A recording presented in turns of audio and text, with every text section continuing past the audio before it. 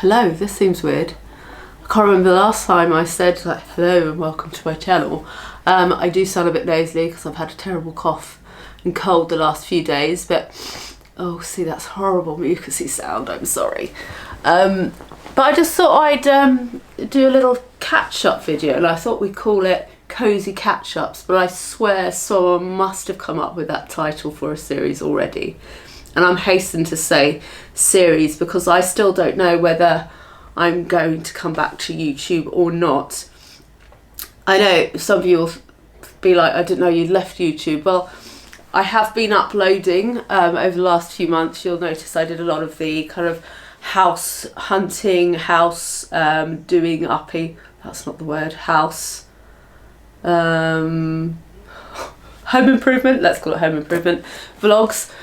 But I didn't really edit them or upload them really with the intention of them being YouTube videos. They were more about me having them somewhere as a documentation of that period of time, because it's quite a special time for me, a kind of a special life moment, and I wanted a record for me. So I didn't think about how I was editing it or how I was promoting it or anything like that. I haven't really had my head in the land of YouTube at all. I probably should talk about why. I think these days, content creators, influencers, whatever you want to call us, we are spread so thin. You know, these days there's TikTok, which I'm really trying to reject as much as possible. TikTok, Instagram, IGTV, Twitter, Facebook, Insta Stories, YouTube, there's probably millions of others as well. And as well as going to events, and as well as going, actually creating the work, and as well as trying to live your life and keep yourself well. And it's genuinely not possible to tick all the boxes. So you get to a point where you think, how am I going to use my time effectively? And actually, sometimes it's better to whittle down the list of things and say, I'm going to try and do that, and I'm going to try and do that well, rather than doing a lot of things adequately or poorly. And that's where I've been. I've been at the level of doing a lot of things fairly poorly for quite a while. And that's not good. It's not good to feel that you're not quite nailing anything. It's not good for your own personal morale or pride in your work. I'm also a little bit grumpy with YouTube, to be honest, because as someone that's done a lot of health or mental health based content, I noticed that pretty much all of my videos get demonetized, which is fine because you don't make much money from YouTube when you're getting the kind of views that I'm getting anyway. But out of principle, I just thought it was so wrong and such a bad message to be sending out, that if you talk about these issues, these topics that we really should be encouraging people to talk about honestly, that you get punished for it. And I had to ask myself, do I want to actively support a platform that does that? Do I want to put time and energy into a platform that's sending me those messages constantly that what you're talking about is not something we want to support? But then you ask yourself, okay, are any of the platforms that great and without flaws? And no, they're not. A lot of them have their own flaws too. They are businesses, and they don't make decisions. Let's just say morals aren't at the forefront of all their decisions. Money generally is. But I still feel like, at least if you're on Instagram, you're tending to get better engagement. You can have that kind of community feel because people can DM you, you're chatting with your audience, and if you put effort into the work, you feel like it's, I don't know, I feel like it gets appreciated a bit more on Instagram than it does on YouTube these days, and there's definitely less trolling. It's far from perfect, and I still have kind of bad reach on Instagram, which drives me mad, particularly when you spend hours creating something and then you see that it's not being shown to your audience. That's frustrating. But I still think overall it sits better with me than YouTube does right now. I didn't intend to go on a rant about internet platforms, but here we are. Shall we go back to Christmas? Let's catch up about Christmas. So it's what day is it today? It's the 6th of January today, and this is my first official day back, I guess, into the world of work officially. I decided to take the amount of time off that Si took off, and he had saved up some days off so he could have 2.5 weeks off. He now has a full-time office job, but some of you might have seen that there's been an announcement that Young Guns are going to do a show at Slam Dunk. So next year, a lot of his holiday days are going to be utilised by rehearsals and things like that. So we're not probably going to have many days off together next year, and because his hours are so full on, really wanted to make most of this 2.5 weeks, spend quality time together, so I have as many lie-ins and rests and computer gaming sessions he wanted, and see as many friends and family as possible. We had people over the flat for the first time, which was lovely over the Christmas period. We've never had the chance to be hosts, and we were both very nervous about it actually, because we have friends that are very good at hosting. They always have the most amazing spreads of food, they always have the most fun games, their flats always look so festive and inviting with amazing fairy lights and lovely lighting, and we just always have the best time at other people's houses, and we just thought, oh, are we going to be any good at it? And to be honest, I don't know if we were. We're probably I don't know, we probably, our lackings in being natural hosts, we tried to hide by just piling on the food and the snacks and the sweets and stuff. So we probably have to work on our actual hosting skills, but hopefully people had a nice time. We just liked having people that we really like in our home. It's just a nice feeling. And we still feel very lucky that we are able to do that finally. What else? Yesterday I took down the tree. I tried to do it on my own, which if you follow me on Instagram, you'll see was a complete error of judgment and bad decision. But I wanted to, it was Si's last day. He already had the kind of, you know, that dread you get when you had to go back to school or back to college or back to work. He had that in quite a hefty way yesterday. So I was like, while he's having his relaxing bath, I'll do all of the getting rid of the real tree and getting it out the house and doing the big clean up.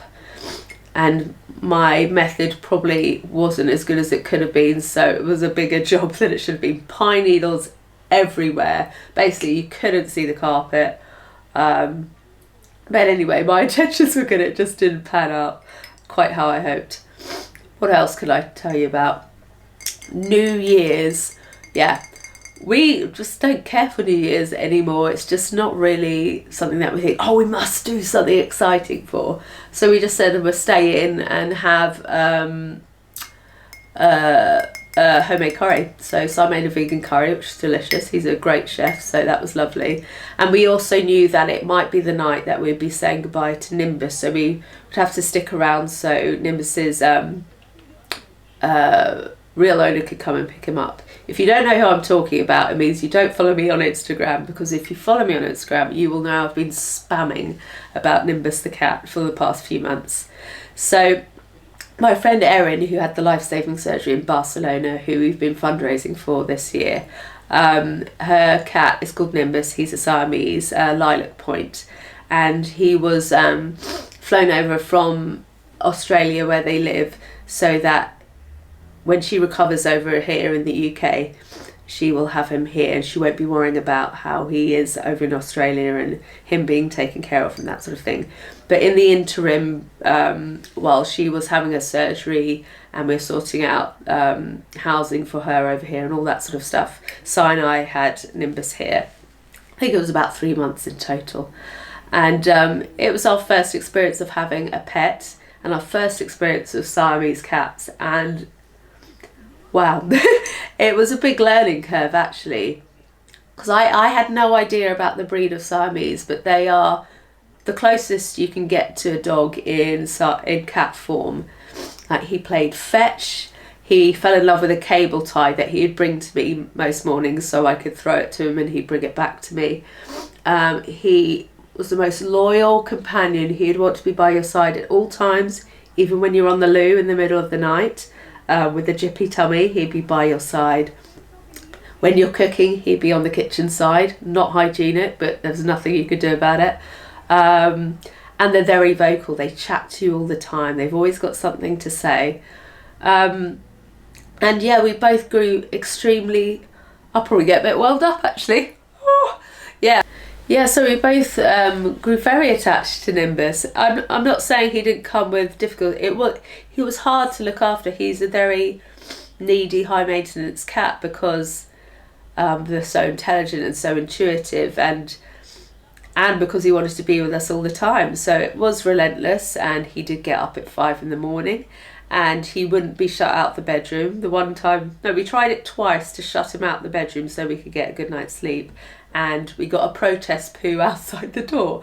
But at the same time, he was hilarious. He had such character, and he was just so devoted. It was just lovely to feel someone want and need you. It was a lovely feeling, actually, and he was just a beautiful boy. So as sad as it was to start our new year, he literally went on New Year's Eve evening. We said goodbye to him, and then I came on my period, so it was a horrendous evening all in all.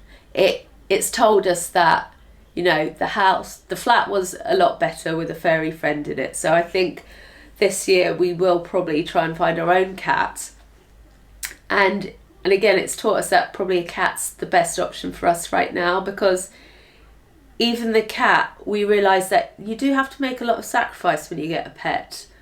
For instance, over the Christmas period, because a lot of our friends live in London or a fair distance away, if we go and see them, it makes sense to kind of stay the night. And obviously you can't do that with a cat. You can't just leave it here to fend for itself. And then it wouldn't make sense for me to go for a couple hours and then have to come back because of the length of the journey. So quite often I would end up staying home whilst I went and socialised with our friends. It's just the way things panned out, and I wanted Si to make the most of his time off. So yeah, we didn't get to socialise in the evening together at all really over the Christmas period, because I would stay home with Nimbus and make sure he was all right. And I think it's important to learn that even with a cat, you have to be prepared to make sacrifice and put them first. They're essentially like a child, just a very hairy one, and you shouldn't get one unless you're willing to do that. And actually you're going to have to say no to some social engagements and things like that, and spend money on things, alternative things, rather than yourself. And after doing it for a few months, I'm very much prepared to do that and happy to do that.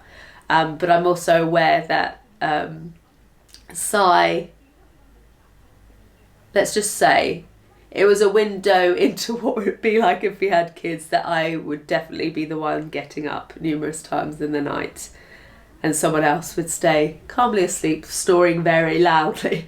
But that's fine. I think with all these things, half of it is just being prepared for what's coming. And I know now how it would probably pan out. What else to report? When it comes to my friend Erin as well, I just thought I'd mention this. I don't want to speak on her behalf or say anything I shouldn't say. But obviously if you followed Erin's story, you may have thought that, you know, having the operation in Barcelona and raising enough funds to make that happen was kind of like the end point, or the final destination, or the point we could be happy and relieved. But actually the reality is that was very much kind of the start, and actually everything since then has been far more complex and stressful, and actually we need people's support and donations more than ever.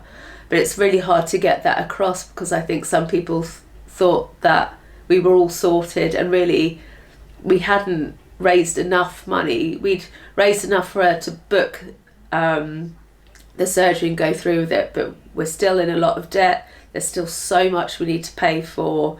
She's got additional diagnoses now, and because the system is so broken here in the UK, everything has been extremely difficult and been much more costly than we thought. And the weight of debt and how complicated everything is has just meant that Erin's recovery hasn't been perhaps what we'd hoped. And so yeah, that has been a priority over the last few weeks and months, and will probably continue to be for a bit more. So work is kind of on the back burner, but with your loved ones, it's just what you do, isn't it? You, in the scheme of your whole life, you won't go, oh, it's a shame I missed out on those 3 months of work. You'll be like, I'm glad we did all we could to make that situation better. So we will all endeavour to help Erin as much as we can. I think it's hard because only she knows how she's feeling, what she's going through, and it's very hard for us to know always what the right thing is to do, but all we can do is try and listen and try and do our best. But yeah, shout out to anyone going through any illness or coping with someone that does have an illness. It's a lot, and it's, yeah, I'm probably out of words at the moment about it all, but hopefully when Erin's well enough, maybe she can come on here and we can talk about some of these things together, and she can explain and maybe help people in the future that will go through these processes, just to help them go through it in a way that is less stressful, and I just avoid some of the pitfalls and the difficulties, I guess. Oh, I am exhausted and still dosed up and a bit stiffy, so I'm probably not making much sense, so I apologise. But in terms of when I do get back to work, like properly though, I am at a bit of a loss about what I want to do. I thoroughly enjoy doing my home account on Instagram, and I probably update there the most, and that's at Home with Egg if you don't follow it already. But the flats, you know, there's not much more I can do with this home.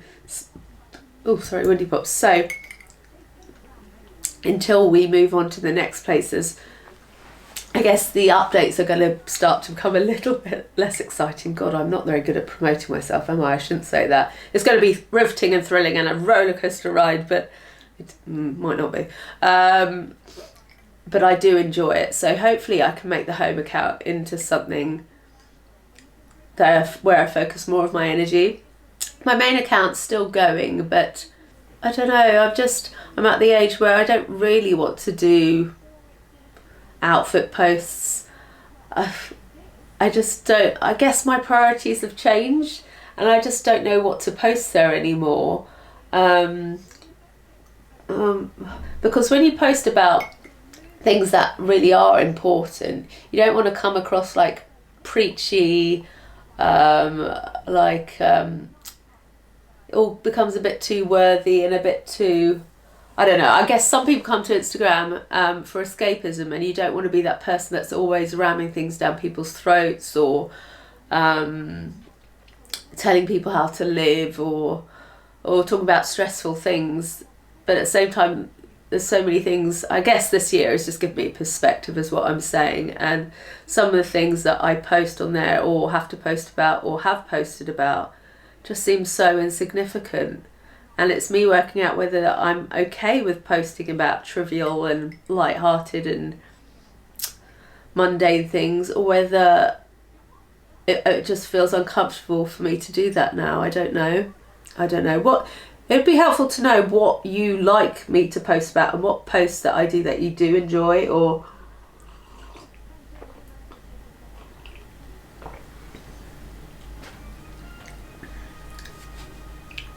I keep thinking, because of the way this year's gone and some things that I've been doing behind the scenes, and stuff going on in my life with my family and stuff like that, that maybe I'm not meant to have a career that's about propelling myself and me being the focus, and perhaps my purpose is actually to support others. And I keep thinking maybe moving into the charitable sector in some way. Oh, I don't know, or supporting other people's careers, because I feel like I'm always quite good at knowing what other people should be doing to improve their situation, but I don't necessarily take my own advice or care enough about my own situation to push myself. I don't know. I don't know whether I've never become hugely successful because I know actually that's not what I need, and I don't need acclaim or anything grandiose to be happy. I've definitely learned that this year, that really, like, days in, you know, cozy nights in, little country walks, pub lunches, that's all I need to be happy, really, and furry friends.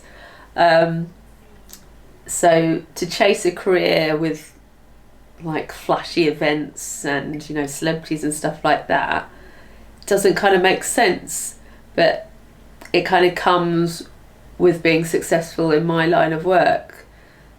So should I be in that line of work if I don't actually want what comes with being successful in that line of work? Does that make sense? I don't know if I'm making sense at all. I did want to catch up with you all because one of the things I do miss from YouTube is speaking to a lot of you in the comments. That was always the best part for me. And obviously when you don't upload, or if you do a type of upload that doesn't really encourage that much conversation, you stop having those interactions. And yeah, I don't know, it'd be great if some of you could come over to Instagram, because I do upload videos there instead now. Or come up with a way that I can, or help me come up with a way, it's not your job to come up with a way, but help me come up with a way that I can do YouTube here and there in a way that will be enriching for me, but enriching for you too. And that will kind of be in keeping for where I am in my life now. I keep waffling, going on off in tangents, and this is going to be like one of my like marathon videos again. Something's so changed today. Oh, I guess I should probably talk about my health in general, because I guess a lot of you followed me from those videos. So this January I've decided I'm going to take some time to really get things sorted health-wise. So it looks like I've probably got mast cell activation syndrome, because it's very common with people that have Ehlers-Danlos and related illnesses. And I've always had kind of a very intolerant tummy. I've had reactions, I get rashes. I have the sort of skin that you can draw on, and you get like the red marks. I'm just very reactive. I sneeze all the time. Running nose, itchy eyes. I'm just very reactive. So I want to look into that a bit more and see if I can be put on some histamines that will get that under control. It's not the easiest thing to diagnose. A lot of GPs won't know the course of action, so I'm going to have to print out some documents to help guide them when I start this process. Also, POTS. My rheumatologist who diagnosed me with Ehlers-Danlos said he thought I had POTS, but to get that properly under control and properly looked into, I need to go and see a heart specialist, and I need to have the tilt table test. I've done the home testing, and I got a Fitbit for that purpose actually, and I surpassed the markers easily, and it looks very clear that it's definitely POTS. So I hope that will be straightforward, but you know, anyone that's gone through tests for chronic illness knows that it's rarely straightforward. But I'd like to get that all kind of sorted and clear. What else? So obviously through Erin's surgery and things like that, I know who are the people to see about certain scans and checks. And I think Erin's going to encourage me to see some of the people she's seen, to have a look at my neck, just to see if there's, you know, a likelihood that I might eventually end up needing the surgery she did, or whether everything's looking all right in that area. I've always had that feeling that I've got that kind of bobblehead sensation, and I quite often have to hold my head up. When I'm at the hairdressers, I find it quite tricky and have to hold my neck so it doesn't kind of go back. So it's worth looking into, I think, probably. So that might be another thing, and if I might update you on that if that happens. I've not, the latter part of this year, I've not been able to look after myself as much as I should be. You know, things are busy around Christmas, you don't want to let people down, you're pulled in a million directions.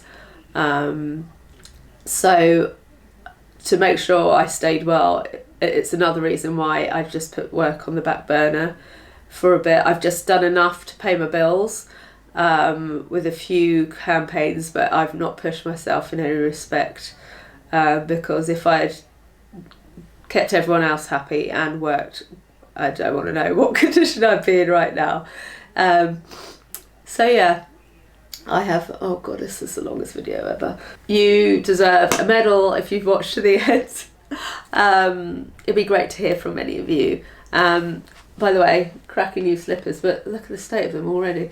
If I do more of these videos, they will have this cosy vibe.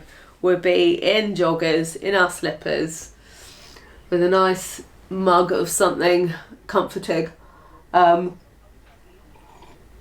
Let me know if you like these chats. If not, I won't do another one. But yeah, nice to feel like I'm reconnecting with you, even though I don't know if any of you are going to watch this or if any of you are going to leave a comment, but I'd like to think that it might lead to me hearing from some of you again. It'd be nice to catch up. Happy New Year. I hope this year you're gentle with yourself, because I think we're going to have to deal with a lot of tough stuff just as humans, so we have to really look after ourselves this year and look after each other as best we can and support each other, because it's going to go in ways like at some points we're going to really need support from outside, and other times people are going to need us, and we need to just all pull together.